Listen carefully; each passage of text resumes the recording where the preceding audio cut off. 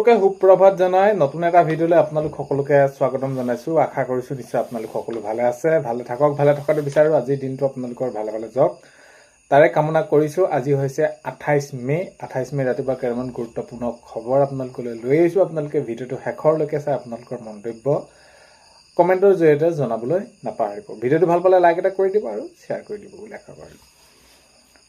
প্ৰথমটো খবৰ যদি চাওঁ, মুখ্যমন্ত্ৰী মহোদয়ে কৈছে, যিহেতু আমি যদি সদনত চাওঁ, সদনত তেওঁলোকৰ এই যি ইউ চি চি যেতিয়া নেকি এইখিনি প্ৰস্তাৱ হৈছিলে বা এই যি ইউ চি চিক লৈ সেইখিনি কথা বতৰা চলি আছিলে, তেতিয়া বিভিন্ন ধৰণৰ বিৰোধী ফালৰ পৰা কথা আহিছিলে। আৰু সেই পক্ষত যদি আমি চাওঁ, তেনেহ'লে মাননীয় মুখ্যমন্ত্ৰী মহোদয় অখিল গগৈ ডাঙৰীয়াই বিভিন্ন ধৰণে কথা কিছুমান তেওঁক প্ৰত্যক্ষ কৰা দেখা গৈছিলে বা এইখিনি প্ৰশ্ন উত্থাপন কৰিছিলে। কিন্তু মাননীয় মুখ্যমন্ত্ৰী মহোদয়ে তাৰ প্ৰত্যুত্তৰ দিয়া দেখা গ'ল যে অখিল গগৈ যদি যিখন স্কুলৰ ছাত্ৰ, সেই স্কুলৰ মই প্ৰিন্সিপাল বুলি মন্তব্য কৰা দেখা গ'ল। এনেদৰে প্ৰত্যক্ষ কৰি ক'লে মাননীয় মুখ্যমন্ত্ৰী মহোদয়ে অখিল গগৈ যিখন স্কুলৰ ছাত্ৰ, মই সেই স্কুলৰ প্ৰিন্সিপাল, মোক বহুত বেছি কথা শিকোৱাৰ প্ৰয়োজন নাই, এনেদৰে মন্তব্য কৰা দেখা গ'ল।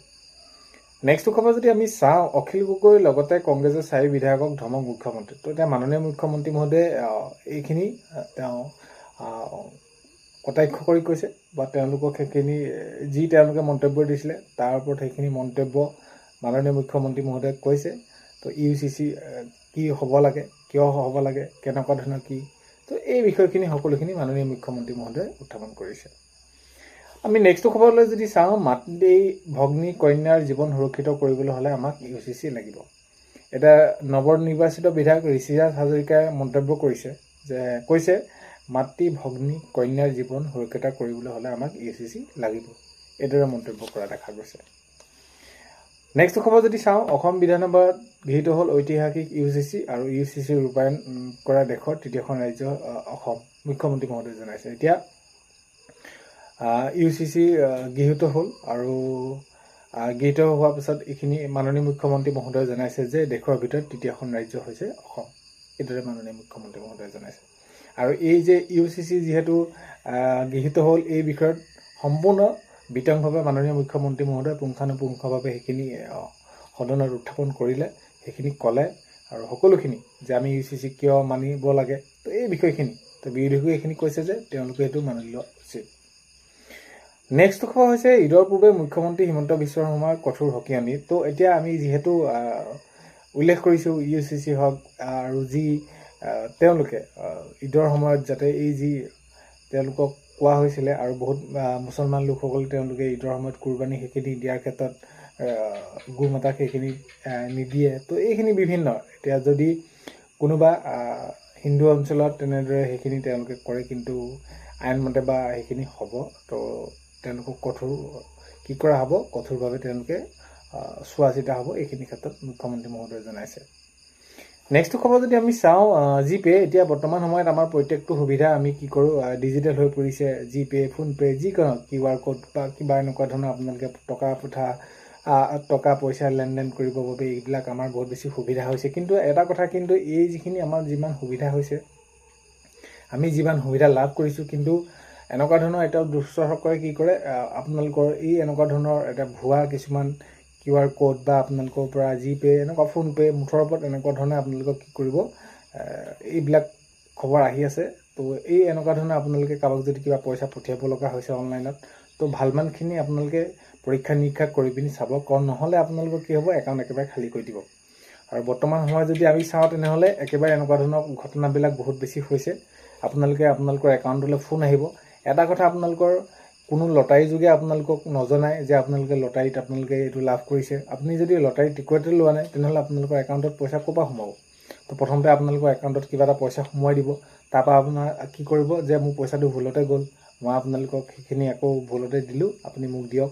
তো এই এনেকুৱা ধৰণৰ ঘটনাবিলাক, তো সেইকাৰণে আপোনালোকৰ যদি কিবা ফোন কল আহে বা এনেকুৱা ধৰণৰ ঘটনা হয়, আপোনালোকে আৰক্ষীক খবৰ জনাব। আৰু বিশেষকৈ এইবিলাক বহুত বেছি দূৰতে থাকিব, এনেকুৱা ধৰণৰ যদি কোনোবা অচিনাকি লোকে এনেদৰে মন্তব্য কৰে। আৰু বিশেষকৈ যেতিয়া নেকি আপুনি পইচা দিব সময় বা আপোনালোকে কোনোবা পঠাব হয়, এইখিনি আপোনালোকৰ অচিনাকি হ'লে, তো এইখিনি ক্ষেত্ৰত গুৰুত্ব সহকাৰে ল'ব, কাৰণ কেলৈ নহ'লে আপোনালোকে পিছ মুহূৰ্ততে আপোনালোকৰ কি হৈ যাব, একাউণ্ট খালী হৈ যাব, আৰু এইখিনি ক্ষেত্ৰত আপোনালোকে সাৱধান হোৱাটো উচিত।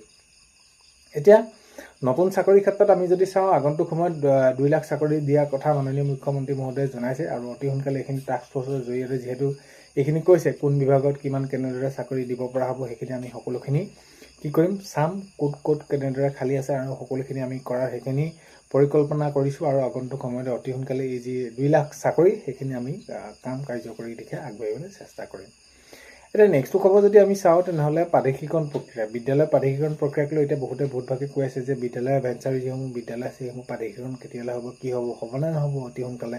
কাৰণ কেলৈ এই প্ৰক্ৰিয়াখিনি যদি সোনকালে নহয়, তেনেহ'লে বহু শিক্ষাগুৰু এনে আছে যে যিসকল তেওঁলোকে অৱসৰে গ্ৰহণ কৰিব, তেওঁলোকৰ অৱস্থাটো কি হ'বগৈ। তো এই বিষয়টোত যদি আমি চাওঁ, তেনেহ'লে মুখ্যমন্ত্ৰী মহোদয়ে জনাইছে যে প্ৰাদেশিকৰণ প্ৰক্ৰিয়াটো অতি সোনকালে কৰা হ'ব, আৰু এইখিনি কৰাৰ কথা কৈছে, আৰু যি প্ৰাদেশিকৰণ প্ৰক্ৰিয়াৰ বাবে আইন তেনেদৰে সেইখিনি নতুনকৈ লোৱা হৈছে যে কোনসমূহ বিদ্যালয় পৰিব, কোনসমূহ বিদ্যালয় নপৰিব, তো ইত্যাদি ইত্যাদিক লৈ। আৰু এতিয়া যিহেতু আপোনালোকে আবেদন কৰিলে, আবেদন কৰাৰ পাছত আৰু বহুত বেছি আপোনালোকে কাম নাথাকে, অতি সোনকালে আপোনালোকৰ এই প্ৰাদেশিকৰণ প্ৰক্ৰিয়াৰ ক্ষেত্ৰত সেইখিনি কাম কৰাৰ সম্ভাৱনা আছে, আৰু সেইখিনি কৰিব। নেক্সট খবৰ যদি আমি চাওঁ, এতিয়া আমাৰ মূল্যবৃদ্ধিৰ ওপৰত চাৰিওফালে প্ৰতিবাদ হৈ আছে, ৰন্ধন গেছৰ এইখিনি, পেট্ৰল ডিজেলৰ, অত্যাৱশ্যকীয় সামগ্ৰী। তো এই সমান্তৰালকৈ যেতিয়া নেকি এই ৰন্ধন গেছৰ যেতিয়া মূল্য বৃদ্ধি হৈ আছে, আৰু এইখিনি ক্ষেত্ৰত মাননীয় মুখ্যমন্ত্ৰী মহোদয়ে জনাইছে যদি আপোনালোকে আধাৰ লিংক কৰা নাই, আৰু আপোনালোকে যদি এইখিনি আধাৰ বায়'মেট্ৰিক ফিংগাৰ দিয়া নাই, তেনেহ'লে আপোনালোকে অতি সোনকালে এইখিনি আধাৰ দি ল'ব। আৰু এতিয়া গেছ ক্ৰয় কৰিব সময়ত আপোনালোকে বুকিং কৰিব সময়ত কেনেকুৱা ধৰণৰ কি নিয়মাৱলী আহিলে আপোনালোকে হয়তো নিশ্চয় গম পাইছে কেনেকুৱা। তো অতি সোনকালে আপোনালোকে আধাৰ লিংক কৰি ল'ব, আৰু আপোনালোকৰ যিটো বেংক একাউণ্ট আছে আপোনালোকৰ, সেইটো আপোনালোকে দিছে, তাত ছাবচিডি আপোনালোকে সোমাই ভাৰত গেছৰ আপোনালোকে গম পাইছে। তো এইবিলাক আপোনালোকে সকলোখিনি ঠিক কৰি ল'ব। নেক্সট যদি আমি চাওঁ, তেনেহ'লে মাননীয় মুখ্যমন্ত্ৰী মহোদয়ে এইটো জনাইছে যে নিৰ্বাচনৰ আগত আমি যিসমূহ প্ৰতিশ্ৰুতি দিছিলোঁ, আমি সেই সকলোখিনি প্ৰতিশ্ৰুতি পূৰ কৰিবলৈ চেষ্টা কৰিম, আৰু সেইখিনি কৰিমেই। কাৰণ কেলৈ আমি যি ৰাইজক দিয়া প্ৰতিশ্ৰুতি সেইখিনি নকৰিলে আমি আগন্তুক 5 বছৰত সেইখিনি আমি লৈছোঁ। তো এই ৰাইজে যি আমাক তেনেদৰে যি আঁকোৱালি ল'লে তেওঁলোকে, বা যি এইবাৰ আমাৰ নিৰ্বাচনৰ ফলাফলত তেওঁলোকে যিটো দেখুৱালে, তো এইখিনি হৈ আমি সদায় চিৰকৃতজ্ঞ ৰাইজ হয়, আৰু আমি যিখিনি কাম কৰিম বুলি কৈছোঁ আমি সকলোখিনি কাম কৰিম। নেক্সট খবৰ যদি আমি চাওঁ, তেনেহ'লে আত্মনিৰ্ভৰশীল আঁচনিৰ জৰিয়তে প্ৰায় 10 লাখ যুৱক যুৱতীক তেনেদৰে তেওঁলোকে সেইখিনি কি কৰাৰ কথা কৈছে, 2 লাখ টকাকৈ দিয়াৰ এইখিনি যোজা কৰাৰ কথা কৈছে, আৰু তাৰ বাবে আপোনালোকে অতি সোনকালে ৰেজিষ্ট্ৰেশ্যন কৰিবলৈ এইখিনি আপোনালোকক মুকলি কৰি দিব, আৰু তাৰপিছত আপোনালোকৰ কি হ'ব, অনলাইন আবেদন হ'ব, তাৰপৰা পৰীক্ষা হ'ব, পৰীক্ষাত আপোনালোকে যদি ঠিক হয়, তেনেহ'লে আগন্তুক সময়ত আপোনালোকে সকলোৱে আপোনালোকে গম পাইছে যোৱা সময়ত কেনেদৰে টকাখিনি দিয়া হ'ল, আৰু এইবাৰ আপোনালোকক তেনেদৰে দিয়া সকলোখিনি সম্ভাৱনা আছে।